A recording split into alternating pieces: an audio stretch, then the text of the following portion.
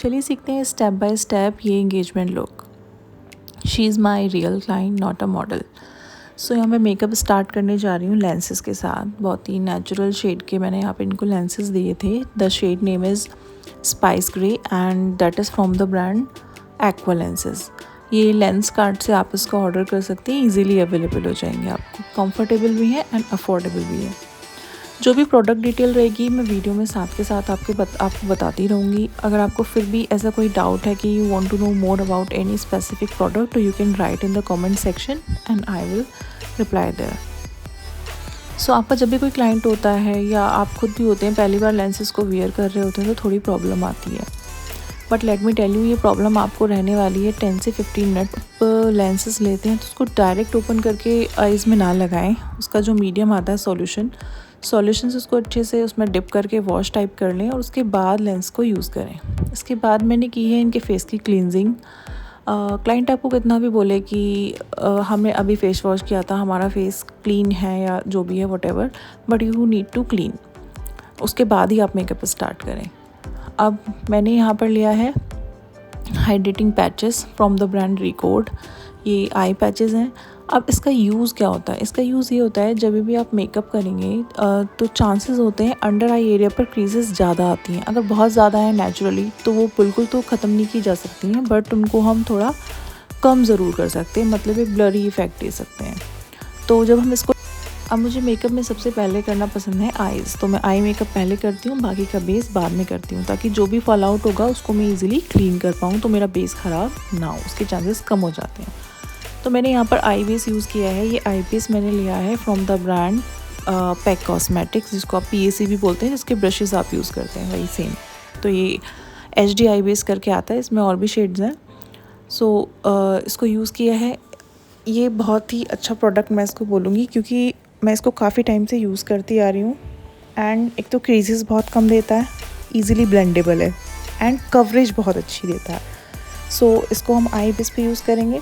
अब आई बेस हम क्यों यूज़ करते हैं? देखिए, अगर आप डायरेक्ट लिड पे कोई भी कलर उठा के लग, थोड़ा बहुत कलर वेरिएशन आ ही जाएगा, क्योंकि कई लोगों की आईलिड थोड़ी डार्क होती हैं, कई लोगों की थोड़ी सी, हमें डार्क सर्कल भी होते हैं एंड नॉर्मल भी हो, फिर भी आपको जो है बेस करना ही पड़ेगा एक अच्छे आई लुक के लिए। सो यहाँ पर इसको फिर ब्लेंड करेंगे। डायरेक्टली इसके ऊपर आप आई शेडो यूज़ नहीं कर सकते हैं, क्योंकि ये जो है थोड़ा सा क्रीम बेस है, और अगर आप इस पर कोई भी पाउडर आई शेडो वगैरह यूज़ करेंगे तो वो स्टिक हो जाएगा, ब्लेंड होगा ही नहीं। इसके बाद हम इसको सेट करने वाले हैं पाउडर से। पाउडर से सेट करने से पहले इसको अच्छे से ब्लेंड कर लें एंड ओवर ब्लेंड ना करें। ओवर ब्लेंड का मतलब है इतना ब्लेंड नहीं करना कि प्रोडक्ट ही वहाँ से हट जाए, ठीक है। तो उसके लिए ज़रूरी है आपको एक अच्छी ब्रांड का ब्लेंडर यूज़ करना। तो मैं आपको रिकमेंड करूँगी, वैसे तो बहुत सारी अलग अलग ब्रांड के बहुत अच्छे ब्लेंडर्स आते हैं, बट जो मुझे सबसे ज़्यादा अच्छा लगा वो है प्रॉश ब्यूटी का। बहुत ही सॉफ्ट है, बहुत ही अच्छा ब्लेंड करता है एंड इट रेंजेस अप्रॉक्स 550 और 600 अराउंड या। तो इसके बाद मैंने यहाँ पे पैलेट यूज़ करी है फॉरएवर 52 की, जिसमें से मैंने उठाया है एक लाइट ब्राउन आई शेडो। अब मैं इसको आउटर कॉर्नर से इनर कॉर्नर की साइड लेकर जाऊँगी, धीरे धीरे ब्लेंड करते हुए। जी, थोड़ा सा फ्लफ़ी ब्रश आपका होना चाहिए, ब्लेंडिंग ब्रश। ये मैंने PAC का यूज़ किया है। PAC के ब्रशेज़ मैं काफ़ी टाइम से यूज़ करती आ रही हूँ, सारे ही ब्रशेज़ इनके बहुत अच्छे हैं, बट जो इनका एक ब्लश वाला ब्लश एप्लीकेटर जो है वो मैं थोड़ा सा रिकमेंड नहीं करूँगी, उसके ब्रशेज़ थोड़े बाहर आ जाते हैं। बाकी all the brushes are very good. तो इसके बाद हम क्रीज लाइन पर इसके थोड़ा सा ब्राउन का लाइटर शेड यूज़ किया है। दोनों आइज़ पर अच्छे से इसको ब्लेंड कर लेंगे अंदर की साइड।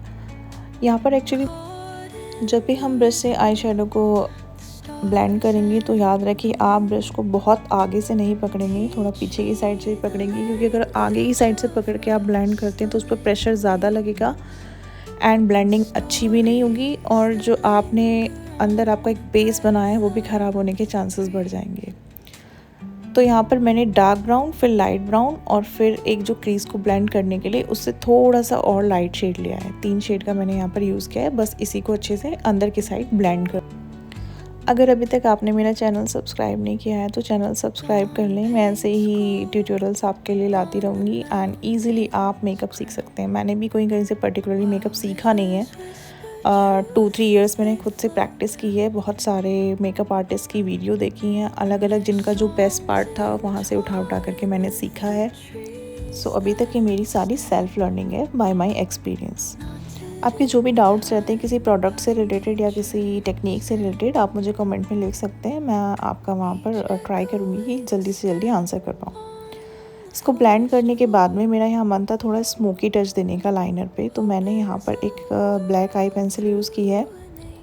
ये स्मज प्रूफ नहीं है, ये ईज़िली स्मज हो जाती है। आप नायका से ले सकते हैं या फिर अदर टीरा या फिर किसी और ब्रांड साइट से भी ले सकते हैं। If you want to know its name you can write in the comment section, I will provide its detail also.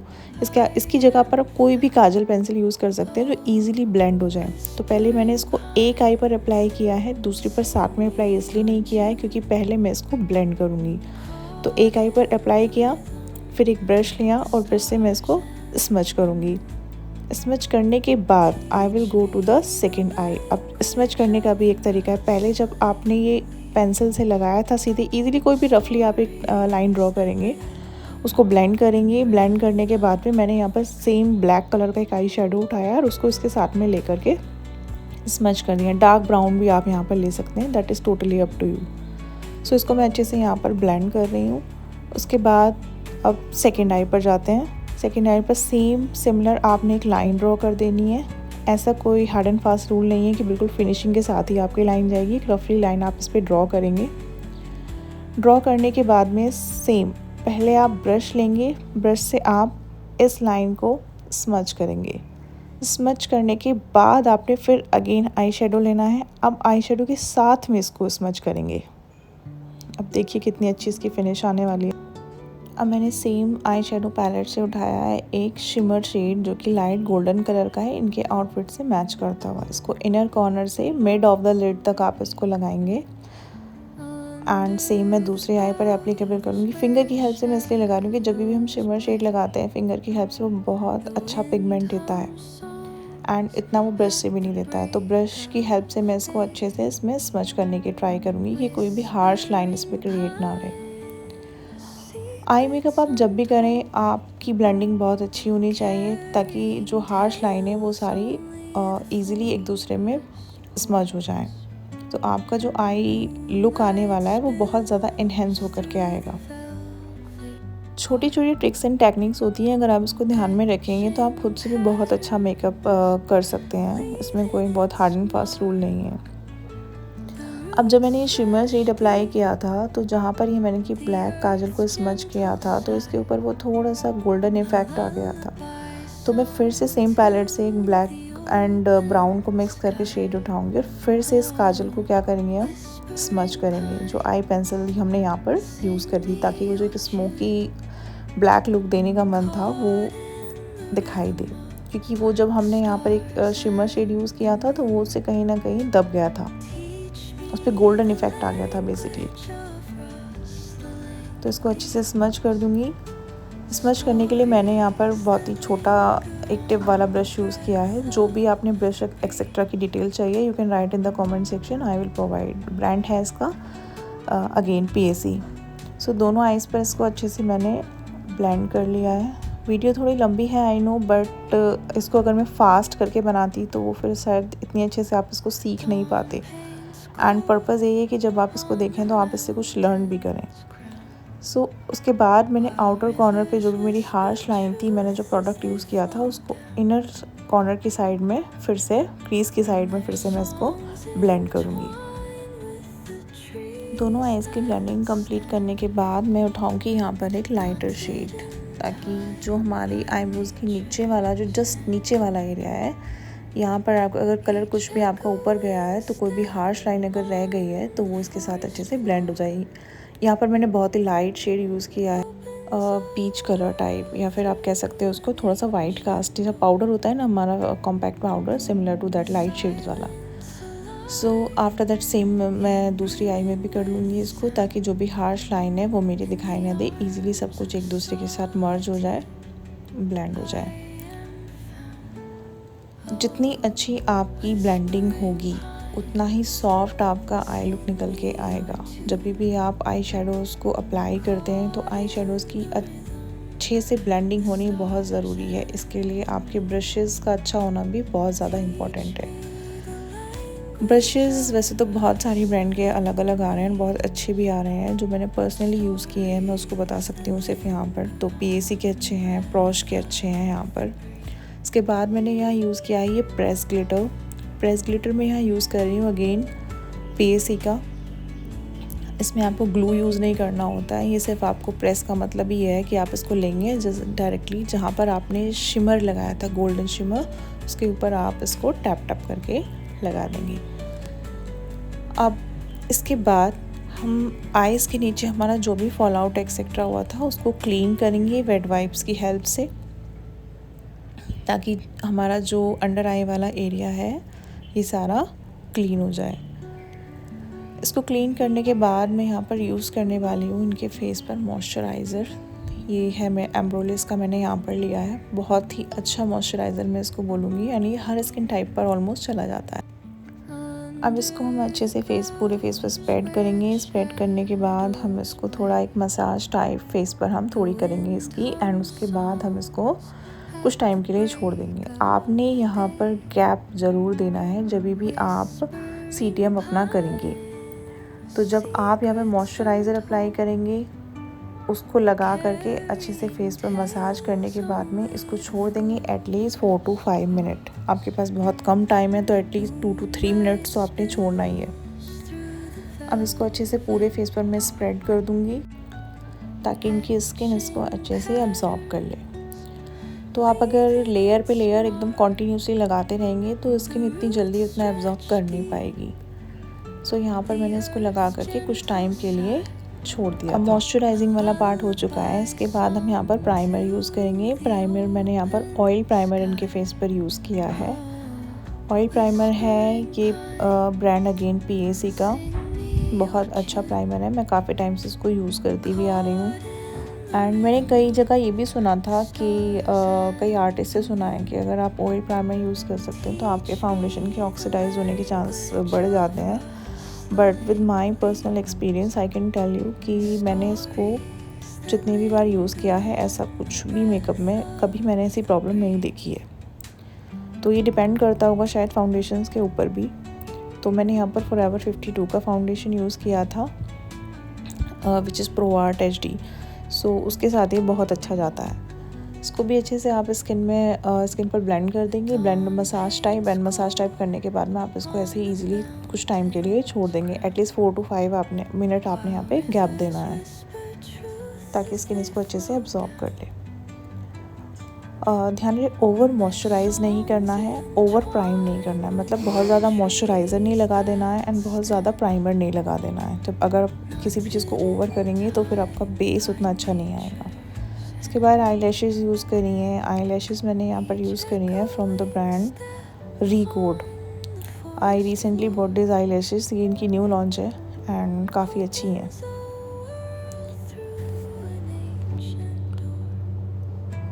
Eyelash glue जो मैंने यहाँ पर यूज़ किया था वो भी पैक कॉस्मेटिक्स का ही था। अब मस्कारा से हम इस आईलैश को कर देंगे सेट। सो ऑलमोस्ट हमारी आईज़ हो गई हैं कंप्लीट। अब बारी आती है कलर करेक्शन की। इनके डार्क सर्कल बहुत ज़्यादा नहीं थे, डिस्कलरेशन भी फेस पर थोड़ी कम ही थी। तो मैंने यहाँ पर पैलेट यूज़ करी है, ये Forever 52 की पैलेट है। इसमें ऑलमोस्ट आपके आते हैं 16 शेड्स। तो आप अकॉर्डिंगली इसको यूज़ कर सकते हैं। आप ऑरेंज करेक्टर भी यूज़ कर सकते हैं या फिर कोई डार्क कंसीलर भी यहाँ पर यूज़ कर सकते हैं। तो मैंने यहाँ पर डार्क कंसीलर लिया था। इनकी स्किन शेड से एटलीस्ट 2 से 3 टोन डाउन। बहुत ज़्यादा लेयरिंग आप अगर मेकअप में देंगे तो आपका फेस उतना फ्लॉलेस शायद नहीं आएगा, क्योंकि जब लेयरिंग हो जाती है काफ़ी ज़्यादा तो उसमें क्रीजेस के चांसेस बढ़ जाते हैं। इनकी स्किन से मैच करते हुए एक और शेड लिया है मैंने सेम पैलेट से। एंड जो भी आपने नीचे कलर करेक्शन किया है उसको हम बैलेंस आउट करेंगे। इसको बैलेंस करना इसलिए ज़रूरी है कि जब आप इस पर फाउंडेशन यूज़ करेंगे तो जहाँ जहाँ पर आपने ये डार्क कंसीलर लिया था तो ये आपके फाउंडेशन को यूज़ करते हुए ऊपर दिखाई ना दे। क्योंकि अगर जब ऊपर दिखाई देगा तो आप और फाउंडेशन यूज़ करेंगे, एंड जब आप ज़्यादा फाउंडेशन यूज़ करेंगे तो आपकी ऑटोमेटिकली लेयर आ जाएगी। लेयर आने के बाद आपकी क्रीजेस बढ़ेंगी एंड मेकअप आपका उतना फ्लॉलेस नहीं आएगा, because most of the clients की डिमांड आजकल होती है कि हमको थोड़ा ग्लास लुक चाहिए, हमको थोड़ा ग्लोई मेकअप चाहिए। तो उसके लिए कोशिश करें कि लेयर जितनी कम से कम हो उतनी कम लेयर में आप मेकअप करें। यहाँ पर फाउंडेशन लिया है मैंने फॉरएवर 52 का, ये HD Pro Art फाउंडेशन है। इसमें मैंने 2 शेड यहाँ पर मिक्स किए थे, एक फ्रेंच टोस्ट था एंड अनदर इज़ हनी। तो इनकी स्किन टोन के हिसाब से मैंने शेड बनाया था। कोई भी फाउंडेशन एग्जैक्टली ऐसा नहीं आता है कि आपकी स्किन टोन से बिल्कुल ही मैच हो जाए। बहुत ही रेयरली ऐसा होता है कि किसी की स्किन टोन से वो मैच हो जाता है।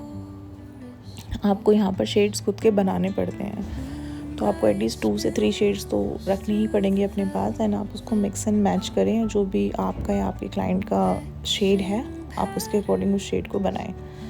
ब्रश मैंने यहाँ पे अगेन PAC का यूज़ किया है।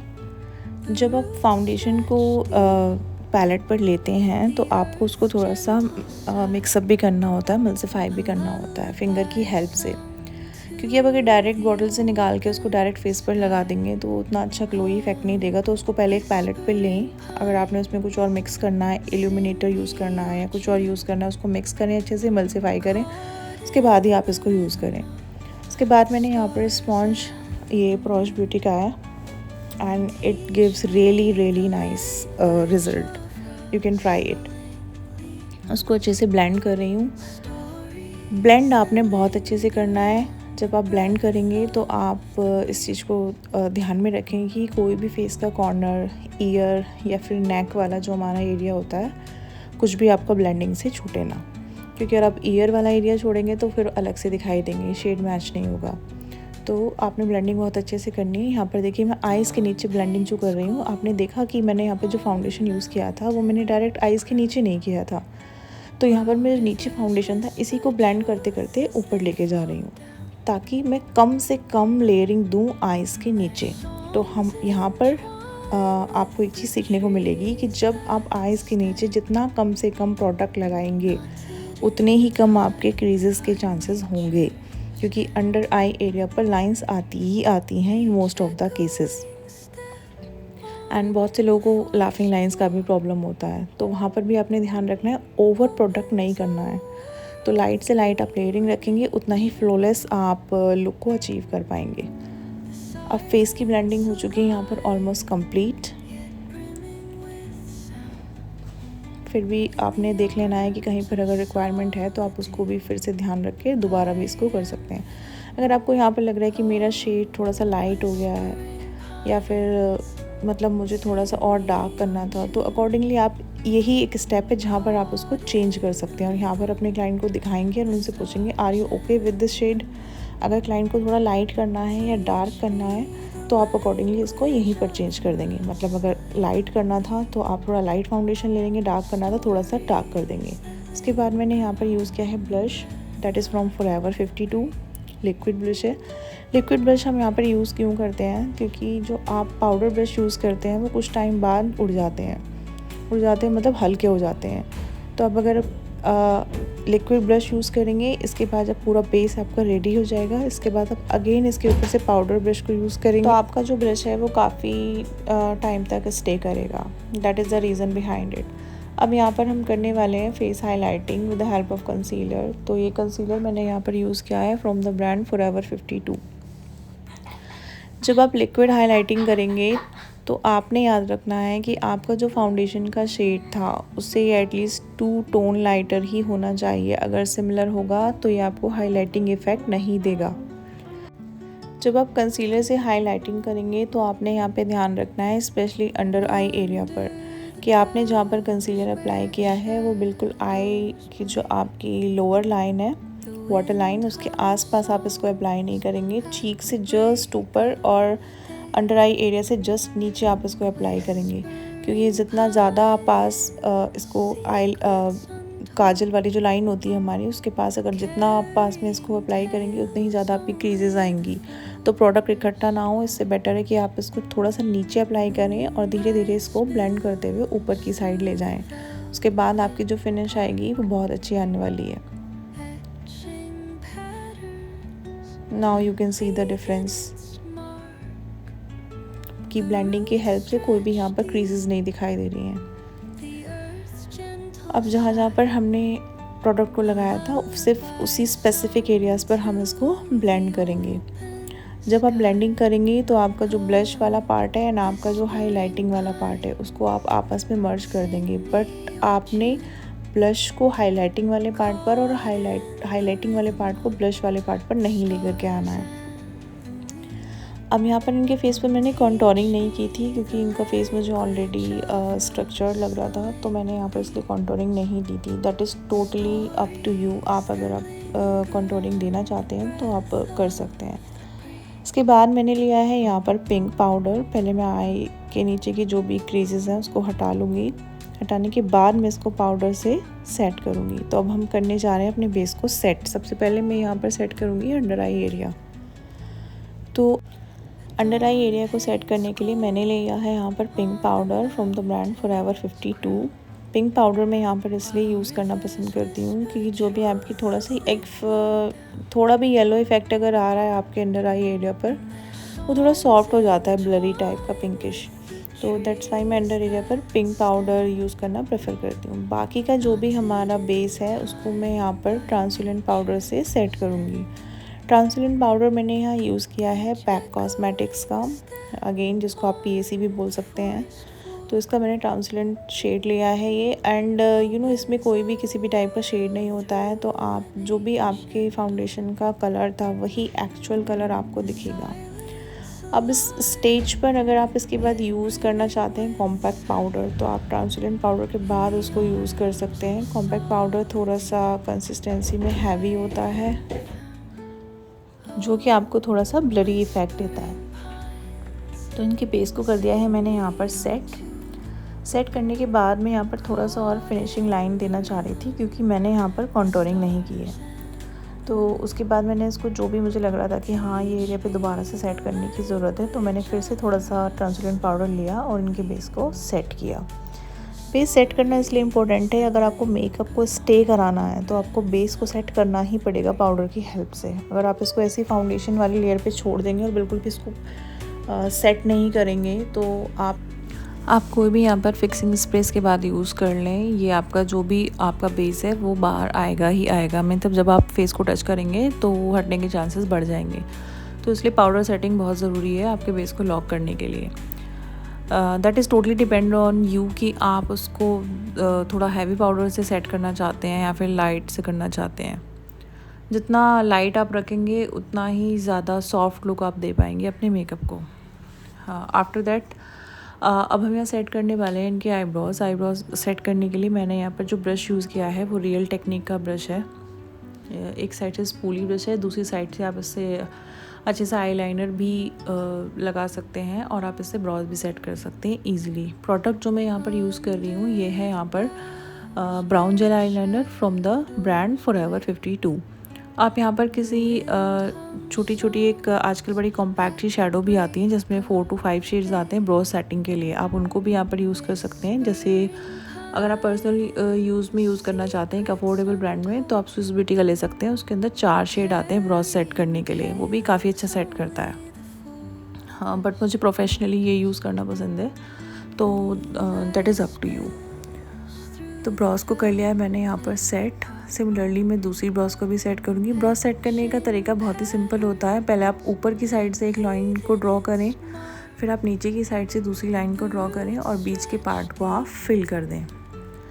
जब आप ब्रॉज को सेट करें तो जब भी आप इसके अंदर से प्रोडक्ट लेंगे तो आप मुझे यहाँ पर एक्सपीरियंस है तो मैं डायरेक्ट मुझे कितना प्रोडक्ट लेना है उतना मुझे आइडिया हो चुका है। अगर आप पहली बार कर रहे हैं किसी जेल आईलाइनर को यूज़ या फिर आप मतलब उतना ज़्यादा अच्छे से नहीं कर पाते हैं, अभी सीख रहे हैं, तो आप प्रोडक्ट को डायरेक्ट लेकर ना लगाएं। पहले इसमें से प्रोडक्ट लें, अपने थंब पर या कहीं भी अपने हैंड पर उस प्रोडक्ट को लगाएं और वहाँ से थोड़ा थोड़ा करके इस प्रोडक्ट को लें, तो वो ज़्यादा अच्छे से आपको फिनिशिंग देगा उसके बाद।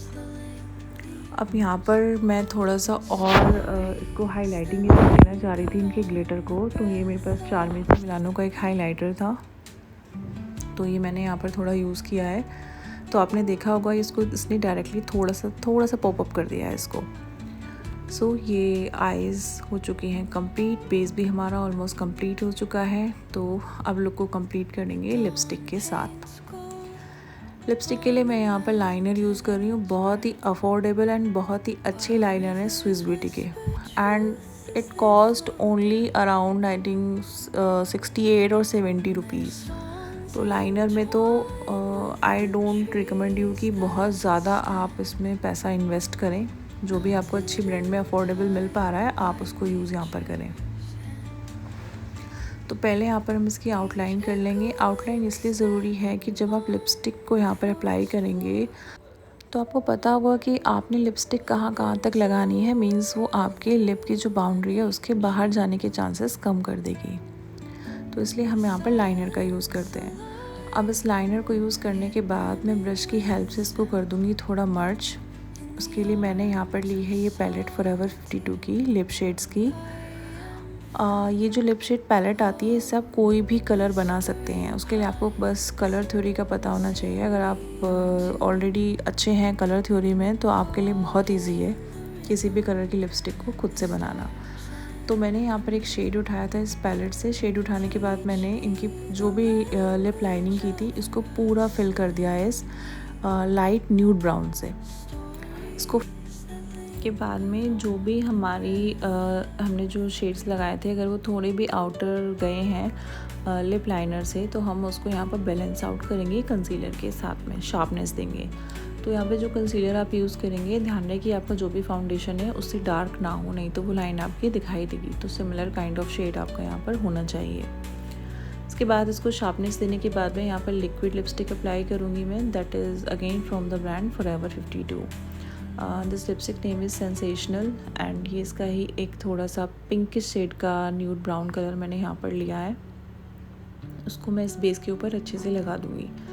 जब आप लिप पर पहले एक बेस दे देते हैं क्रीम प्रोडक्ट का और उसके बाद आप यूज़ करते हैं यहाँ पर कोई भी लिक्विड लिपस्टिक, तो आपकी जो लिपस्टिक की ड्यूरेशन है स्टे करने की वो काफ़ी हद तक बढ़ जाती है।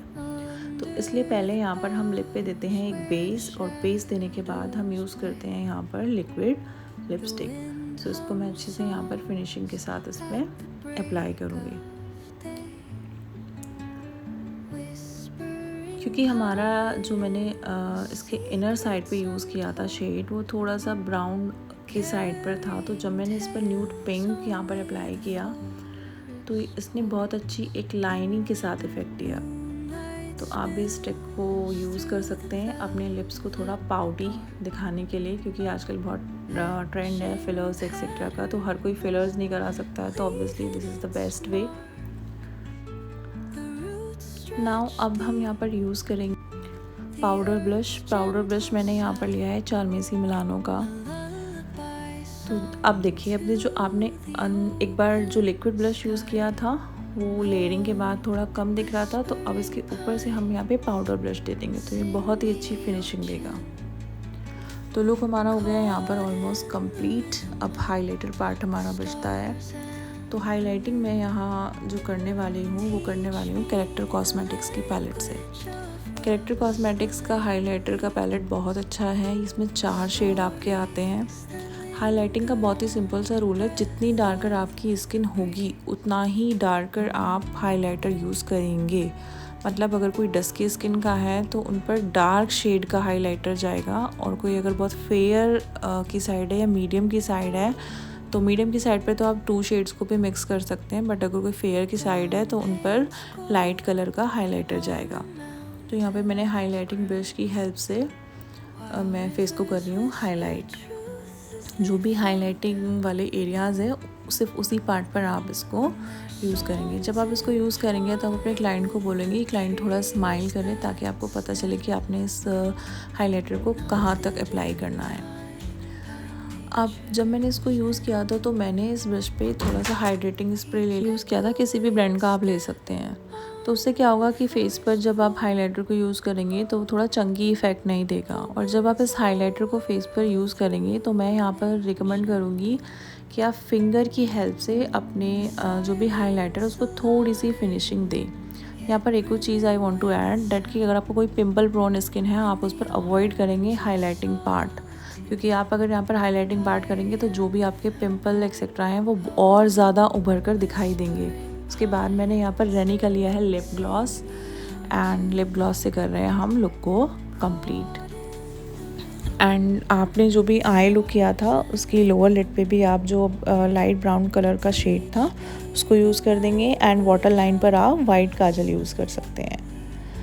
उसके बाद यहाँ पर बारी आती है फिक्सिंग स्प्रे की। तो मैंने यहाँ ये मैक का लिया है, तो ये बहुत ही अच्छा इफ़ेक्ट देता है, बहुत ही ग्लोई सा नेचुरल फिनिश देता है। तो ये एंगेजमेंट लुक हो गया है हमारा ऑलमोस्ट कंप्लीट। अभी रह रहे हैं हमारे hair, now ready for the transition.